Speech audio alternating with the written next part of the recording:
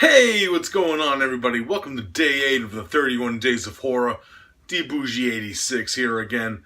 Now, the film I got for you guys today is a film from 1981, and it's going to get a little bit goofy today, guys, because the film I got for you guys today is Full Moon High. Yes, of course, this film is written, produced, and directed by Larry Cohen, and it's different than a lot of his other films. Let's just put it that way. So yeah, pretty much the gist of this one. This is kind of like a play on I Was a Teenage Werewolf, like the early like campy like 50s horror movies in the drive-in era. And pretty much the main plot of this one, we're introduced to our main character of Tony, who's played by Adam Arkin, of course, from H2O fame. And he's like a young up and coming like high school football player. He's about to play the big game to win the championship for the school. And he ends up going to Romania with his father, who's a spy. Yes, this is how crazy this plot is so far. Yeah, and he ends up, when in Romania, getting bitten by a werewolf, and he becomes a werewolf pretty much.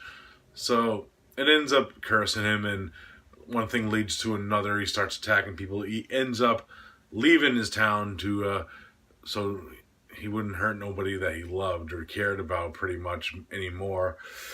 And 21 years pass, and he actually comes back, taking over the disguise as the son of his previous life, pretty much, because he looks exactly the same and stuff. He hasn't aged, and it's pretty much him stuck in the 80s now, and trying to reclaim his destiny, pretty much. Yeah, that's pretty much the gist of this one. Uh, it's fucking goofy as all hell, guys. Uh, just from the opening scenes with like Kenneth Mars' character of the coach. Yeah, it's bizarre. This film, the goofiness of it, I do get though because of the aspect of it's supposed to be a love letter to 1950s like horror camp classics. Like I said, I Was a Teenage Werewolf, which this one is very modeled after, especially with like the way that the werewolf looks very like that film. The performances are pretty good because they're over the top. They're supposed to be over the top performances, especially from the characters. It's very odd scenes though, like a former love interest who's now married to a old friend, played by Roz Kelly. Very odd character, and because she still wants to like get into Tony's pants and stuff, and very bizarre characters coming through, like a Larry Cohen alumni James Dixon appears, and he's actually has a fucking funny line near the end of the movie. I won't lie.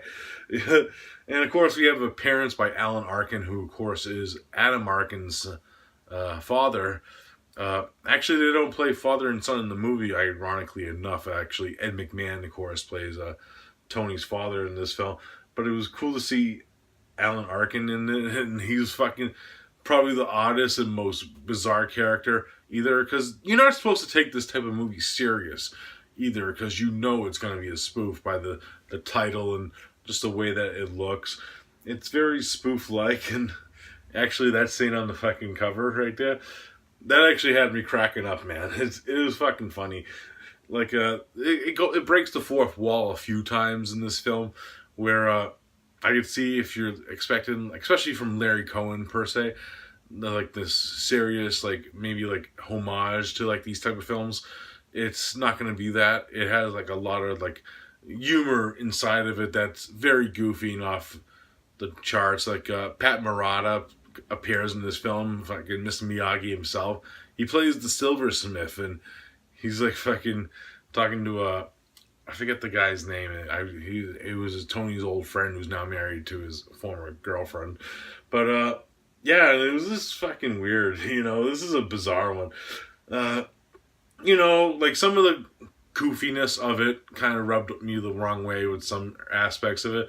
But it's from that time era where I kind of expected with this. Like there's a lot of like spoof movies coming out around this time, like Wacko and Student Bodies. And this one's more a spoof of 50s campy movies, which I do give it kind of credit because it does capture some of those images very well from like early like campy 50s horror and sci-fi films. So I give Larry Cohen credit for that, but overall, probably my least favorite Cohen film that I've seen.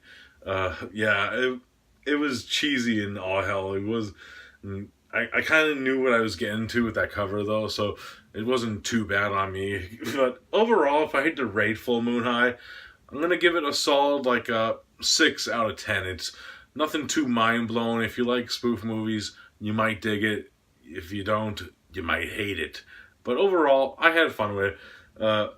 Cool thing with this release too, I actually want to listen to this now after I watch this.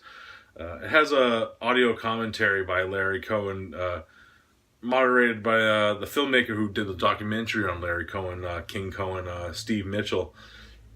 So yeah, I might have to listen to that because I'm very curious what Larry Cohen has to say about this film. That's it for special features really on this release as a theatrical trailer. But the transfer looked great. This is a interesting release by Scream Factory to do.